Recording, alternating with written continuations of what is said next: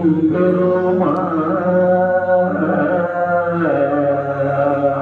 பாடிட்டு நெற்றி கண்ண நாக்குந்தோழ நீரடி மேனிய அநேக பெற்றனை கொண்ட தம்பிராடியா பின்னக தன்னருள் பெறுவார் மற்றவர்களெல்லாம் தலைமையாம் பணியும் மலர் கையில் துணிகை திறமோ கத்தை வந்தடையான் அருளினால் பெற்றான் காப்பது கைலை மாலரையாம்.